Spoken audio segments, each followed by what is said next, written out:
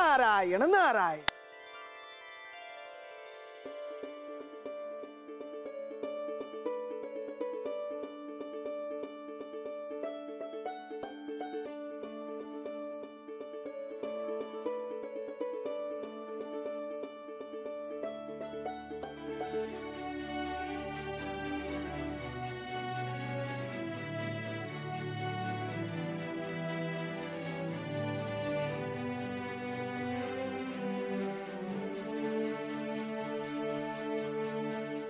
कुमार,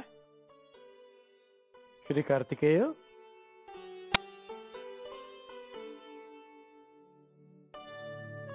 कार्तिकेय,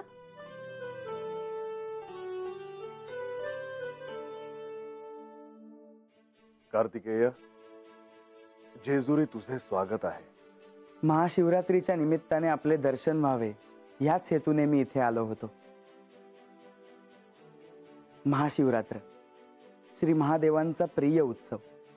सगळीकडे सर्व भक्त अत्यंत भक्तिभावाने आणि आनंदाने हा उत्सव साजरा करतायत।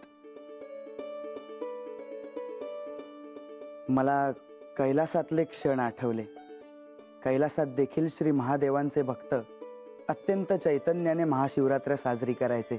कार्तिकेय, ते माझ्या स्मरणात नाही असे नाही। क्षमा असावी, आपले दर्शन व्हावे याचसाठी मी आलो होतो।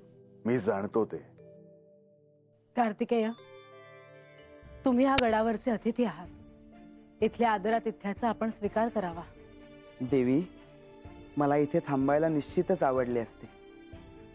नारद मुनी आख्यानातून जे कथानक सांगत आहेत ते अत्यंत महत्त्वाचं आहे। क्षमा असावी, मला निघायला हवं। आपल्या दर्शनाची माझी इच्छा होती ती आता पूर्ण झाली आहे। मला अजून काही नको। आज्ञा असावी।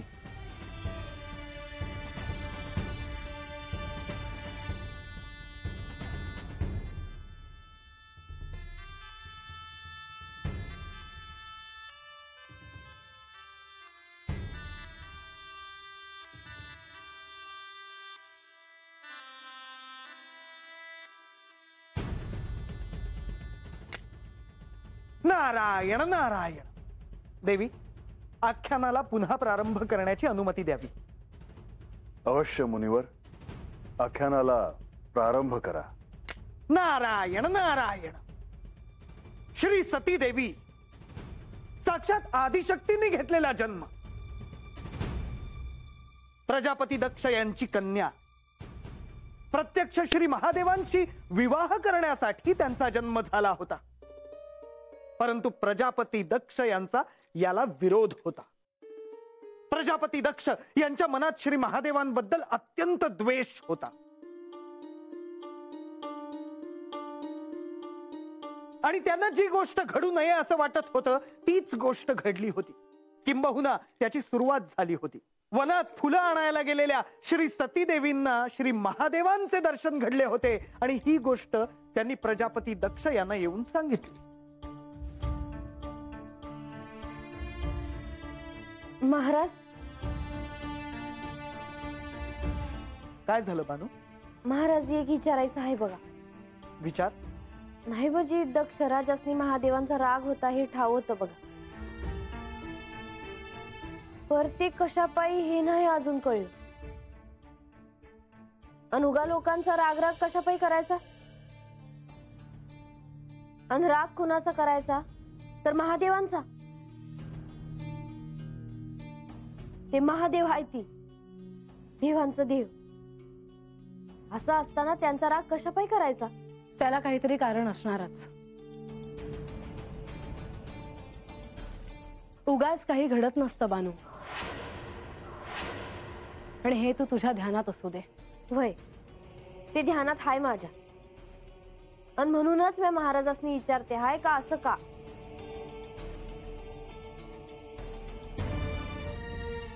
नाही म्हणजे हे ठाव आहे का महादेवांनी ब्रह्मदेवासनी शाप दिला होता का त्यांची कोणी बी पूजा करणार नाही म्हणून, आणि म्हणून त्यासनी महादेवांचा इतका राग होता। वय नाही बान, केवळ इतकंच कारण नव्हतं.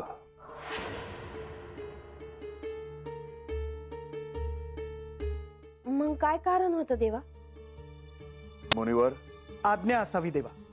या आख्यानाच्या अनुषंगाने ते सर्वांना आपण सांगावे. होय प्रभू. नारायण नारायण. या कथानकाचा प्रारंभ तेव्हा झाला जेव्हा दक्ष यांच्यावर प्रजापती पदाचे दायित्व सोपवण्याचा प्रारंभ झाला. तो क्षणच तसा होता, ती वेळच तशी होती.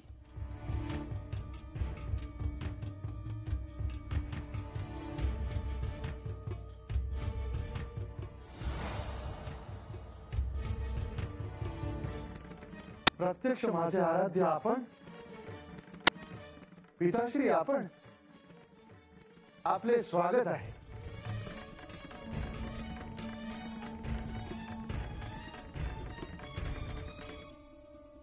दक्ष, आम्ही तुझ्यासाठी एक प्रस्ताव घेऊन आलो आहोत. या भक्तासाठी आपण स्वतः प्रस्ताव घेऊन आला. माझे महत्भाग्य आहे. सांगावे प्रभू. श्री ब्रह्मदेव, आपण सांगावे. दक्ष, त्रिमूर्ती आपले कार्य अव्याहत करीत आहेत. सृजनाचे कार्य अर्थात निर्मितीचे कार्य मी करीत आहे. श्री विष्णू प्रजापालक आहेत. श्री महादेव सृष्टीचे संहारक आहेत. त्याचबरोबर ते जगतपिताही आहेत. परंतु त्यांचे हे कार्य काही अंशी खंडित झालेलं आहे. कारण बराच काळ ते खोल ध्यानात आहेत. ह्यासाठी श्री विष्णू आणि मी प्रजापती या पदाची निर्मिती केलेली आहे.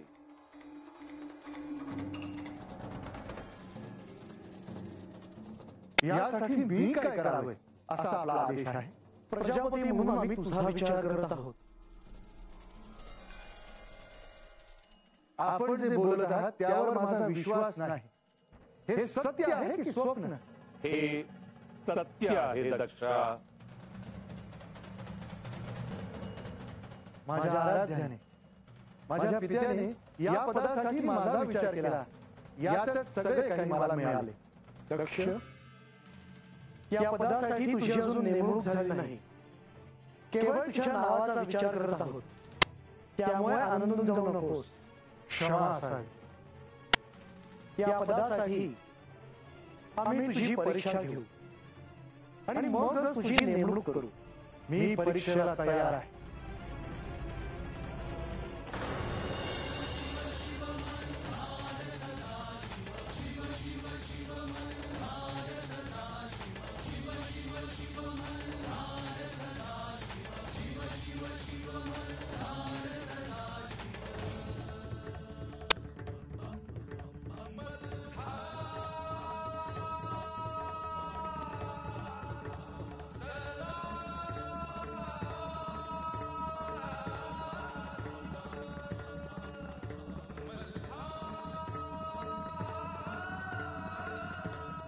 नारायण नारायण. प्रजापती पद सांभाळणे ही काही साधी गोष्ट नव्हे. त्यासाठी साऱ्याचे ज्ञान असावे लागणार होते. साऱ्याचे महत्व ज्ञात असावे लागणार होते. आणि यासाठी बंधो दक्ष यांची जणू परीक्षा सुरू झाली होती. आणि या परीक्षेत त्यांना प्रत्यक्ष त्रिदेवांना सामोरे जावे लागणार होते. जगत पालक संहारक अशी ही त्रिमूर्तींची 3 कार्यक्षेत्र आहेत. निर्माण, पालन आणि संहार अशी ही कार्यक्षेत्र असली तरी तत्व मात्र एकच आहे. या संपूर्ण सृष्टीच्या कणाकणांमध्ये ते आहे. त्यांनी जणू ही सारी सृष्टी व्यापली आहे असे जर म्हटले तर ते असत्य ठरणार नाही. आणि म्हणूनच बंधो दक्ष यांची ते परीक्षा पाहणार होते. तू हे पद काय आहे त्याची क्षमता जाणून घे. सांगावे पिताश्री. प्रजापतीच्या कार्यास सहाय्यभूत व्हावे म्हणून पंचमहाभूते त्याच्या आज्ञेत असतील. कोणत्याही संकट काळी त्रिमूर्तींना भेटण्याचा अधिकार प्रजापतीस असेल. पण त्याचबरोबर सृष्टीच्या संचलनाचे कार्य अत्यंत तटस्थपणे करावे लागेल. कोणताही भेदाभेद न करता न्यायाचे राज्य स्थापन करावे लागेल. ते अव्याहतपणे चालवावे लागेल. मी ते स्वीकारायला तयार आहे. या सृष्टीत एक आदर्श उभा करण्यासाठी सगळ्यांनी तुझ्याकडे पाहायला हवं. माझा सुद्धा तोच प्रयत्न असेल प्रभू. आपण माझी परीक्षा घ्यावी. मी या सृष्टीच्या कल्याणाचे कार्य अत्यंत निष्पक्षपणे करेन असे मी आग्रहाने सांगतो. मग आपण त्यासाठी तुझी परीक्षा घेऊ. त्यासाठी तुला तुझ्या कुटुंबाची अनुमती घ्यायला हवी. ती विचारून घे. त्यांची अनुमती असेलच. त्यांना आनंदच होईल ही वार्ता ऐकून. तू जो काही निर्णय घेशील त्यासाठी सर्वस्वी तू जबाबदार असशील. तुझ्या उत्कर्षासाठी, तुझ्या अधोगतीसाठी केवळ आणि केवळ तू जबाबदार असशील दक्ष. याची मला कल्पना आहे.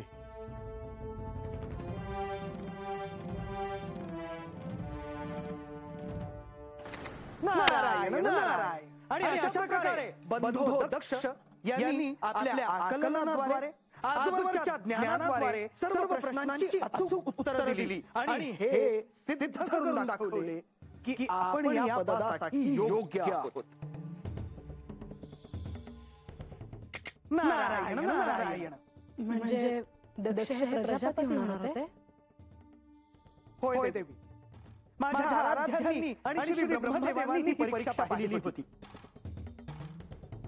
आणि बंधो दक्ष हे या पदासाठी आणि या कार्यभागाचे दायित्व घेण्यासाठी योग्य आहेत हे त्यांना कळले होते. आणि तो क्षण आला जेव्हा प्रजापती दक्ष यांना त्यांचे दायित्व सोपवले गेले. हे पिताश्री, श्री विष्णू, आपण आज मला प्रत्यक्ष दर्शन दिले. मी आज धन्य झालो. आम्ही आपली काय सेवा करू? प्रस्तुती दक्षाची अर्धांगिनी म्हणून तुझे दायित्व तू आजपर्यंत उत्तम रीतीने पार पाडले आहेस.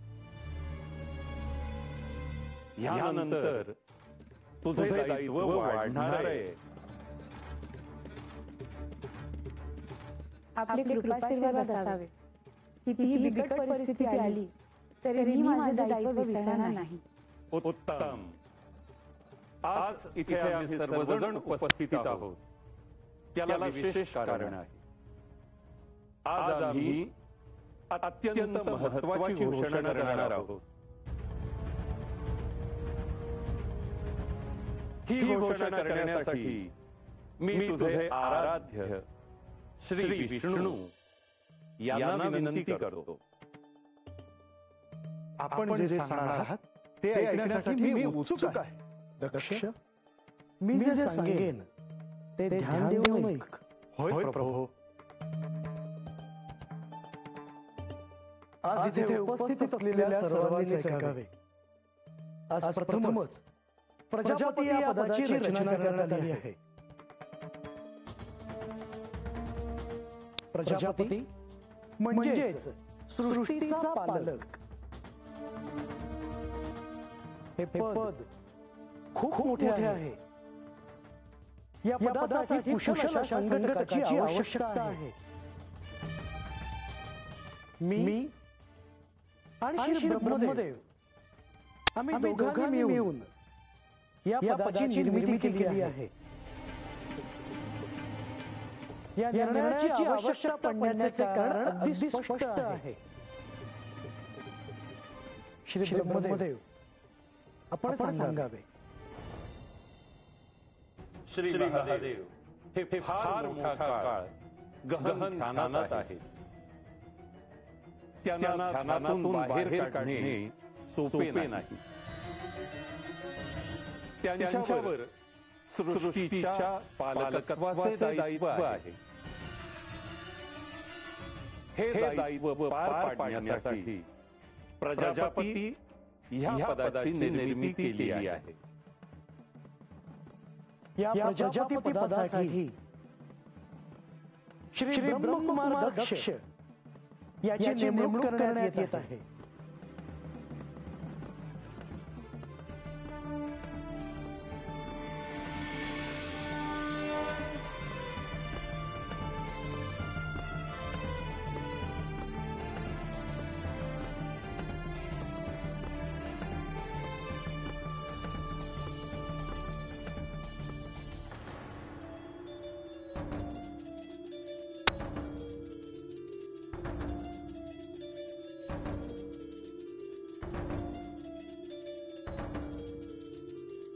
प्रजापती या पदासाठी मी पात्र आहे असे आपल्याला वाटले, यातच मी धन्यता मानतो. मी आपला शतशः ऋणी आहे. पिताश्री, माझं दायित्व वाढणार असे आपण म्हणालात, त्याचे कारण मला आता कळले. मी खूप आनंदी आहे. दक्ष, यापुढे समस्त सृष्टी तुला प्रजापती दक्ष म्हणून ओळखेल.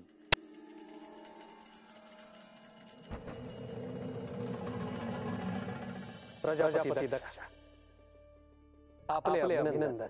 धन्यवाद भृगु. आज ही घोषणा झाली, परंतु हा निर्णय अचानक घेण्यात आला नाही. अनेक नावांचा विचार करण्यात आला. त्यातूनच दक्ष यांचे नाव पुढे आले. या पदासाठी कठोर अशी परीक्षा घेण्यात आली. त्यात दक्ष उत्तीर्ण झाले आणि मगच त्यांची नेमणूक करण्यात आली. प्रजापती दक्ष, आता आपले कार्य सुरू झाले. प्रजापालनाचे कार्य सुरू करण्याआधी श्री महादेवांचे स्मरण करून त्यांचे कृपाशीर्वाद घ्यावेत आणि कार्यारंभ करावा. दक्ष, शिवाच्या आशीर्वादाशिवाय हे कार्य पूर्ण होऊ शकत नाही. जशी आज्ञा. मी श्री महादेवांची प्रार्थना करतो प्रभू.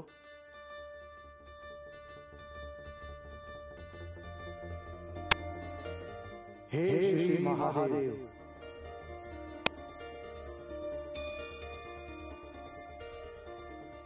मी दक्ष आज आपल्याला प्रार्थना करतो आहे. प्रजापती या पदासाठी माझी नेमणूक होते आहे. आपल्या आशीर्वादाशिवाय ह्याला पूर्णत्व येणार नाही. ह्या कार्यासाठी आपण मला आशीर्वाद द्यावे आणि आपली कृपादृष्टी माझ्यावर ठेवावी ही प्रार्थना. हे कार्य करताना मला जिथे जिथे विघ्न येईल तिथे तिथे आपण त्याचा नाश करून माझा मार्ग सुकर करावा. हे सृष्टी चक्र अविरत चालण्यासाठी प्रजापती म्हणून तुमची नेमणूक झाली आहे. या कार्यासाठी माझा तुम्हाला आशीर्वाद आहे. आता एका नवीन पर्वाला प्रारंभ होतोय.